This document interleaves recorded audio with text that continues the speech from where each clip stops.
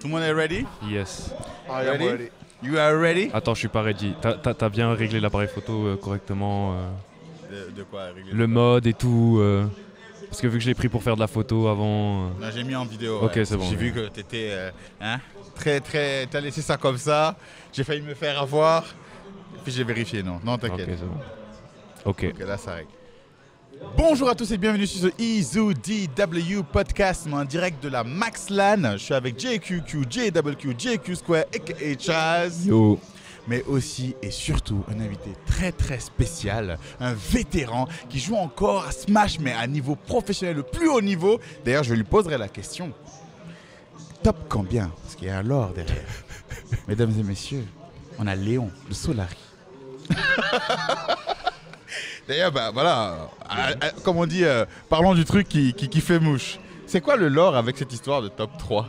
Non, en fait, jusqu'à il n'y a pas très longtemps, j'étais considéré comme top 2 FR incontesté. Et récemment, bon, sur le ranking, sur le papier, je le suis encore. Récemment, je suis passé entre guillemets top 3 FR parce que j'ai perdu plusieurs fois de suite contre le même gars qui lui est passé top 2. Mais sur le papier, je suis encore top 3 parce que la durée ça compte. Mais si ça continue comme ça à terme, je vais me faire dépasser. Mais sur les 2 derniers mois, voire 3 si on arrondit un peu, je suis 3ème. D'accord, ok, je vois. C'est pour ça que ça a fait rire tout à l'heure quand j'ai dit top 3. C'est ça, exactement. Moi, il y a un truc, tu sais, je n'ai pas souvent joué à Smash, hein, je jouais à côté genre pour juste délirer, hein, comme Nintendo l'a voulu. Mais il y a une particularité quand même à cette communauté, c'est que vous êtes très présent sur vos tournois, contrairement aux autres jeux. Et toi qui joues à d'autres jeux, tu joues à Street, t'as joué à Street 4, Ouais. t'as joué à Guilty. Non, pas Guilty. Pas Guilty? Non. DBFZ, en tout cas Ouais. Street 4 et DBFZ, t'as bien joué. Ouais. Guilty, t'as pas de joué du tout? J'ai eu peur de tomber dans l'addiction. T'as dit c'est bon, ça fait assez de jeux comme ça. Ouais. C'est quoi est-ce que tu saurais expliquer pourquoi les joueurs de Smash sont aussi présents et représentent pour leur commu par rapport aux autres communautés? Alors c'est un peu difficile à expliquer, mais je pense que avant toute chose c'est une question de mentalité déjà. La communauté Smash est beaucoup plus jeune, donc elle se découvre un espèce d'une passion pour Smash, j'ai envie de dire. Mais surtout, genre, ce qui m'a paru le plus évident, et ça je l'ai découvert au fil des années, c'est le fait que l'éditeur ne soit pas présent derrière nous, ne soit pas là pour nous soutenir. Ça fait qu'on a eu une espèce de... On a été forcé d'être indépendant vis-à-vis de ça. Et quand on est obligé de se donner à fond, bah autant y aller jusqu'au bout en fait. Et c'est pour ça qu'on a laissé beaucoup d'espace dans notre vie pour Smash en fait. D'accord, c'est-à-dire que alors, pour dire ça sans aller dans d'autres débats, vu que vous n'êtes pas assisté par l'éditeur, vous devez vous débrouiller vous-même, du coup vous faites même plus que vous ne devriez faire. C'est ça en fait. Même les joueurs deviennent porteurs du jeu au lieu d'être juste consommateurs. C'est ça. Et c'est bien, vous êtes assez solidaire. En plus, toi, ça fait un moment que tu es dans la commune, parce qu'on parlait donc en coulisses, hein, on parlait des choses, de la naissance de la commune, des premiers trucs, bon, on peut citer, on revenait sur Bushido, et tu étais déjà là. Bon, moi, sans pour autant dévoiler ton âge, moi j'étais surpris, parce que je pensais que tu étais plus jeune, que tu étais depuis ce temps dans la commune. Et maintenant, quand tu la regardes aujourd'hui, avec un tournoi comme la MaxLAN de Nana France, et tu regardes les débuts, quel effet ça te fait déjà? En fait déjà je l'ai vu au fil des années. Bon, je vais donner la date sans prendre de gants. Mon premier tournoi ça date de 2007, avril 2007. D'accord. Donc ça remonte à il y a longtemps. Ok. Ce que Sorti j'ai vu, de Street 4 d'ailleurs. Un an avant. Un an avant. Ouais. Deux même. Sorti à Europe. Oui, ouais, pardon. Ouais, ok. Bref. Ouais. Donc ce que je disais c'est en gros ce que j'ai vu au fil des années, c'est une espèce d'évolution de la commune, un espèce d'agrandissement et une professionnalisation, mais la professionnalisation elle est plutôt récente on va dire. Ouais. C'était beaucoup avant dans le terme associatif mais sérieux en fait. C'était très pris au sérieux mais comme je dirais comme un hobby mais un peu plus. Une passion. Ouais, vraiment une passion vraiment et c'est le développement au fur et à mesure de ça qui a créé cet engouement. Ce qui se passe c'est que avant on avait toujours des tournois plus ou moins conviviaux. Enfin plus ou moins. C'était l'aspect convivial des tournois. Pas énormément de cash prize. Quand on y allait on se disait pas j'y vais pour gagner, j'y vais pour représenter une structure, j'y vais pour ça. J'y vais pour passer un bon moment, pour rencontrer des gens, pour rencontrer des nouvelles personnes, voir s'il y a des gens près de chez moi avec qui je pourrais jouer, m'entraîner, etc. Il y avait un objectif qui était juste de kiffer. Ah d'accord, ok. Mais quand je dis kiffer, c'est pas forcément s'amuser sans prendre le jeu au sérieux. Kiffer, ça veut aussi dire vouloir être le meilleur. Se mesurer aux autres, rencontrer voilà. les entre guillemets plus forts éventuellement, C'est voir ça. si on est le meilleur. Ouais, ok. C'est ça, et ça s'est développé au fur et à mesure. Et récemment, j'ai remarqué un truc, c'est que le côté convivial se perdait un petit peu. Parce que le tournoi, il y a de plus en plus d'enjeux, de plus en plus de sponsors, de plus en plus de professionnalisation, etc. Mais de temps en temps, dans les petits... Il y a encore des events qui existent et qui font vivre cette commu de cette manière-là pour rappeler quand même que le professionnel, il va pas sans le convivial en fait. Exact. D'ailleurs, c'est le convivial qui a donné naissance à l'opportunité du professionnel. C'est exactement ça. Il ne faut pas qu'on oublie un peu les débuts, d'où on vient. Exactement. Et comme j'ai vu cette évolution au fur et à mesure, parfois j'ai cette sensation de nostalgie quand je refais un tournoi qui n'est pas avec un gros enjeu, qui n'a pas une grosse pression derrière et tout, qui n'est pas professionnel, enfin qui l'est un petit peu quand même, mais qui est surtout, on va dire, en complément. Voilà, cherchez le mot, en complément. Est-ce que du coup, tu dirais qu'avant, les gars jouaient pour l'amour du jeu et maintenant, les gens jouent comme par business, on va dire. C'est devenu une entreprise. Alors, oui et non. Parce que l'amour du jeu, ça, depuis le début, on y a joué. Mais j'ai envie de te dire que le business, il va pas sans l'amour du jeu. Parce que tu sais, Smash, c'est un jeu qui, très récemment, est passé professionnel, mais c'est clairement pas le jeu qui fait le plus d'argent en e-sport. Si tu joues dans le but du business, moi je vais jouer à Fortnite ou à League of Legends. C'est clair. Tu vois. Donc en gros, disons qu'on a allié l'amour avec le business, l'amour du jeu avec le business, on a marié plaisir et travail pour pouvoir faire de Smash ce qu'il est aujourd'hui, en espérant le développer encore plus. Ok. Je vais revenir sur l'aspect professionnel de Smash tout à l'heure, mais avant ça, revenons un peu sur toi. Tu as commencé avec quel Smash? Alors, dans le milieu casual, j'ai commencé avec Smash 64, j'avais la 64, oui, d'accord, la base. La base des bases. Vraiment, il était d'ailleurs plus dur.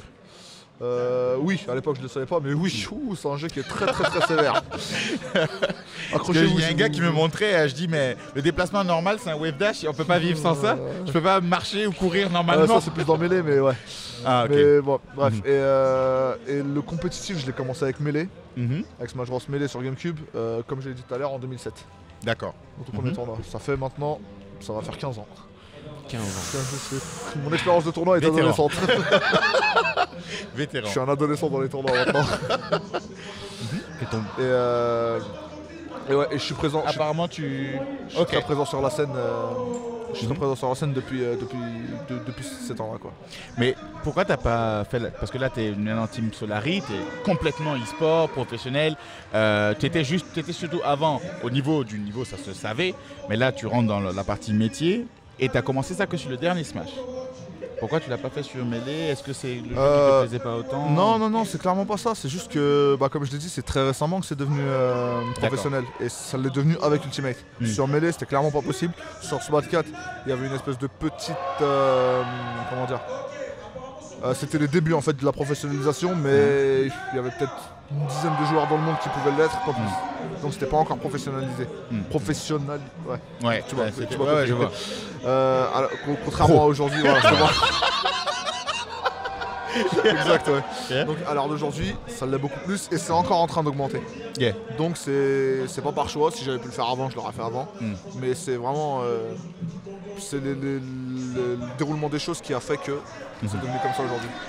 Pour toi actuellement, quel est le Smash que tu préfères? Est-ce que c'est celui sur lequel tu évolues ou c'est encore mêlé par effet nostalgique? Ah, j'ai envie de te dire, je suis en éternel indécis moi. Melee, quand je regarde les vidéos, ça me manque vraiment. Mais j'aime beaucoup aujourd'hui jouer à celui-là. Je cracherai jamais sur Brawl, celui où j'ai le plus brillé. Ah ouais. Pourtant, c'est le moins aimé de la communauté. J'ai envie de dire, c'est une question de goût. C'est à cause de lui que c'était pas aimé. Non, c'est pas ça, mais ouais, c'est. S'il y a un débat avec Smash 4 par rapport à Brawl, moi j'avais clairement une très grosse préférence pour Brawl. Mais j'ai envie de te dire, je suis en éternel indécis en fait. Ouais. Je peux autant aimer la nostalgie comme le côté aujourd'hui, tout ça. C'est exactement le même principe que je te disais tout à l'heure avec le côté convivial. Ouais. Ça manque un peu. Ouais. C'est un côté qui se perd un petit peu, même si on en retrouve des fois. Mais j'ai envie de dire que faut pas que ça se perde totalement. Bah là, c'est la même chose. C'est quoi les grandes différences entre les Smash? J'ai envie de te dire le gameplay. Mais quand tu prends Smash, il faut toujours mettre 2 communes Smash différentes. Tu auras Melee et tu auras Brawl, Smash 4, Ultimate, le prochain. Ok, dans le Melee et le reste. Voilà, c'est ça. Pourquoi? Parce que Melee, en fait, il a été développé d'une certaine manière. Bien sûr, Nintendo s'y attendait pas. Et c'est de loin le plus hardcore et le plus compétitif en termes de technique. D'accord. Et c'est celui sur lequel évolue Hungry Box. C'est ça, exactement. Okay. Et les autres, je vais pas dire qu'ils se ressemblent énormément, mais ils sont dans une lignée, c'est dans une continuité. Tu vois? Je peux te dire, par exemple, si on compare à Street, admettons, Third Strike, je sais qu'il n'est pas si différent, je sais pas pourquoi, mais si Third Strike avait été complètement différent, tu aurais une communauté différente. Et avec Street 4, tu sais, un joueur bon en Street 4, par défaut, il sera bon en Street 5. Mais pas forcément sur Third Strike. C'est la même chose sur Melee. C'est 2 jeux qui sont complètement différents, visuellement. Ça s'est casualisé avec Brawl et 4. Ouais, en fait, ça s'est casualisé, mais les pro compétitions, les pros de ce jeu-là ont fait en sorte de montrer tout le potentiel technique de ce jeu-là, même malgré le fait qu'initialement il était créé en casual. Les bases sont les mêmes des deux. En fait, oui. En fait, j'ai envie de te dire, les seules bases qui sont les mêmes, c'est les règles du jeu de combat Smash. C'est comme si tu me disais, les bases de Tekken et les bases de Street sont les mêmes. C'est un jeu de combat où tu enlèves la vie de l'autre. Ah oui. C'est les seules similarités que tu peux trouver. Sinon, le jeu est complètement différent. Mais tu le verras pas forcément visuellement si tu connais pas le jeu. D'accord. Est-ce que il y a des trucs que tu as appris de Smash qui te servent dans les autres jeux comme Street et DB, ou inversement des trucs que tu as appris de DB qui peuvent te servir dans Smash? Totalement. Par exemple, tu sais, moi, tu sais, les 2 jeux que je prendrais surtout en référence, ce sera DB et Street 4. Ce que j'ai appris de Street 4, c'est le côté footsies. Ah oui. Tu vois, sur Smash, je le contrôlais beaucoup moins avant. Et ça m'a appris à mieux spacer mes attaques, à mieux faire ça. Sur DB, j'ai beaucoup plus appris le côté RPS des choses. Avant, je me suis toujours dit qu'il fallait que je gagne absolument l'interaction que j'avais avec l'adversaire. Sur DB Fighters, maintenant, une fois que j'ai compris un peu la méta du jeu, je me suis dit, en fait, c'est pas celui qui va gagner, c'est pas forcément le plus fort, mais ça part d'un RPS. Quand tu gagnes un pierre feuille ciseaux contre un adversaire, c'est pas forcément que tu as été meilleur que lui, c'est que tu as pris la bonne décision. Voilà, c'est la même chose. Et sur Smash, j'arrivais pas à l'accepter avant. C'est le fait d'avoir joué à d'autres jeux de combat qui m'a permis d'accepter le principe du quand il y en a un qui a une attaque qui bat l'autre, l'option défensive bat celle-là, etc. Ça, je l'ai tiré de là. Purée, c'est assez intéressant parce que c'est des jeux qui ont l'air diamétralement opposés, mais au final, au niveau compétitif, il y a des leçons à prendre. Il y a toujours une leçon du jeu de combat, en fait, du fait qu'il faut savoir respecter quand tu peux contrer l'adversaire, quand tu ne peux pas, quand il est en positif ou en négatif. J'ai appris aussi, j'avais jamais entendu parler, ou presque jamais entendu parler de frame data avant d'avoir joué à Street. Bon, on m'avait jamais parlé, ce coup-là il est plus 4 ou ce coup-là il est moins 8. Et du coup, tu as essayé beaucoup de jeux 2D comme Street 4 et DB, mais les jeux 3D, Tekken, Soul 4. Alors, Tekken, j'ai très légèrement joué. Soul Calibur un peu plus, mais je me suis jamais vraiment mis dans la compétition. C'est par manque de temps aussi, parce que mine de rien, Smash ça prend du temps quand même. Est-ce que ta proximité à l'aspect on va dire événementiel, organisation, parce que tu étais proche en fait, on va dire des OG, des gens qui étaient là avant, des tontons aussi, maintenant c'est toi le tonton, mais à l'époque il y avait les tontons aussi qui aidaient à organiser. Est-ce que ta proximité à ces gens-là, à cette industrie on va dire, t'a aidé dans ta carrière professionnelle? Totalement, totalement. Déjà ça m'a appris sur beaucoup de choses. L'aspect organisation de tournoi, j'ai pu voir les coulisses, qu'est-ce qui se passait en tant qu'organisateur, parce que j'étais pendant très longtemps staff de Bushido, j'étais staff d'une autre asso qui s'appelle la Monkey Unit, j'étais staff Gameline. Ah oui d'accord. Donc t'as peut-être bien plus staffé que joué. Non peut-être pas non plus. Mais en gros j'ai pu comprendre quels sont les défauts enfin pas les défauts mais les difficultés d'organiser un tournoi, qu'est-ce qui se passe en arrière-salle et qu'est-ce qui se passe après. Et quand je vois des nouveaux organisateurs se lancer dedans, j'ai le recul pour leur donner des conseils. Exact. Et je sais aussi, on va pas se mentir, il y a des tournois parfois qui sont un peu ratés, qui sont mal organisés, qui font un peu flop. Je sais aussi par quoi ils sont passés. Je sais à quel point c'est difficile, donc je sais que ça sert à rien de leur dire vous êtes trop nuls, ça sert à rien de blâmer, etc.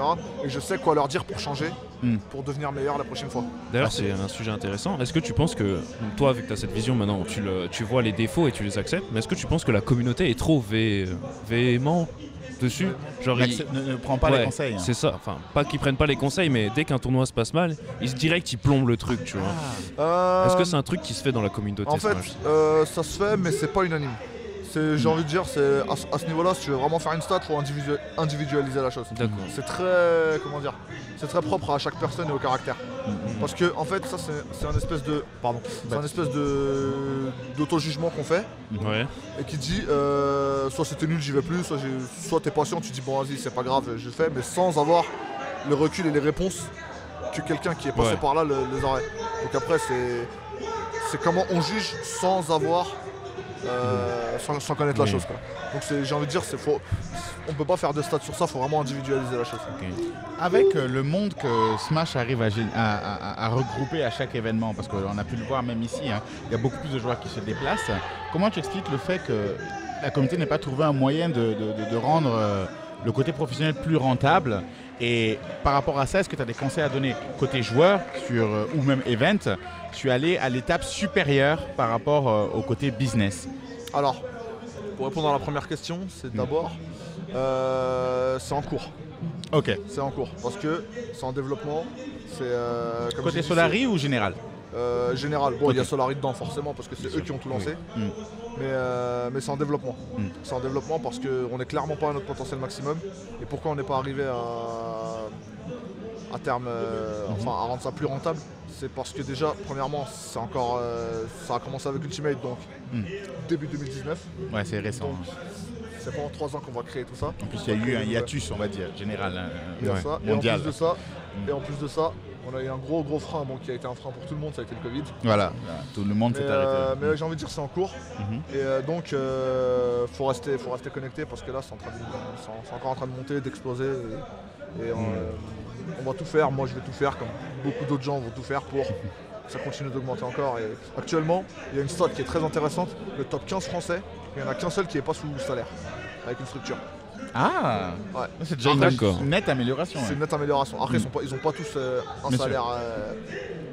Il y en a qui sont que semi-pro, mais il y a une nette amélioration par rapport à, par exemple, à Smash 4, il y a encore 3-4 ans de ça, où le meilleur joueur, il avait juste une structure qui le défrayait. Il y a une nette amélioration. Maintenant, un mec qui a une structure qui le défraie, c'est un sub-top, voire un middle. D'autant plus qu'on est très compétitif à l'échelle mondiale, ou en tout cas internationale, voire mondiale. Ouais. Ok. Et maintenant, ça c'est l'aspect professionnel. Est-ce que tu as d'autres conseils? On va finir là-dessus parce qu'apparemment tu dois jouer ton match. Est-ce qu'il y a aussi d'autres conseils que tu peux donner en tant que joueur, notamment le fait de jouer à différents jeux, des choses comme ça, que tu peux donner aux joueurs de Smash pour qu'ils puissent s'améliorer? Alors, en fait déjà, avant toute chose, c'est de se fixer un objectif. Ça c'est un truc que je dirais toujours à tout le monde. Qu'est-ce que tu veux toi en tant que joueur? Est-ce que tu veux devenir pro? Est-ce que tu veux t'amuser? Est-ce que tu veux atteindre un niveau top français, top euro, top mondial, tout ça? Quel temps tu es prêt à investir à tout ça? Avant de donner un conseil, c'est de savoir ce que tu veux. Et ensuite de mettre les moyens qu'il faut. Ensuite, il faut savoir qu'un joueur, il est très apprécié par son niveau, mais aussi par sa présence. Par sa présence et par sa visibilité. Donc sa présence sur les réseaux, sa présence en tournoi, comment dire, l'aspect qu'il peut montrer aux gens, l'aspect public, etc. C'est très important. Et c'est aussi important pour tout ce qui est sponsor et structure, parce que c'est ce que tout le monde demande, c'est d'être visible. Donc il faut travailler sur son niveau et sur sa visibilité. Je prends l'exemple de 2 gros joueurs européens, Quick, qui avant le Covid il était top 2 et Mister R top 3 ou 4, je sais plus. Mister R est un professionnel qui a une grosse visibilité. Il est 4e euro si je dis pas de bêtises, mais il a une bien meilleure structure que Quick qui est 2e euro, parce que Quick a beaucoup moins de visibilité que lui. Ok, d'accord. Donc faut se gérer comme les athlètes, quoi. C'est vraiment de l'e-sport, donc il faut aller jusqu'au bout. C'est du sport avec un E devant. La punchline. C'est du sport avec un E devant. Voilà, il faut vraiment se gérer ça, avoir un manager, etc. C'est très important, et pour ça faut se montrer en fait. Il y a à la fois beaucoup de concurrence ce qui rend la chose difficile, mais qui rend la chose aussi très ouverte à tout le monde, et qui permet aussi encore plus de développement. Oui, et faire une idée nouveau, quoi. C'est ça. Ok. Très bien. Bah apparemment ouais, donc t'as ton match qui va se faire. Je sais pas contre qui tu joues, mais t'es plutôt confiant pour le tournoi là? Je vais me donner à fond. On est une derrière vengeance toi. à prendre en plus. Parce que t'as été surpris au premier tour. Pas une fois, pas deux. Ouais, c'est ça.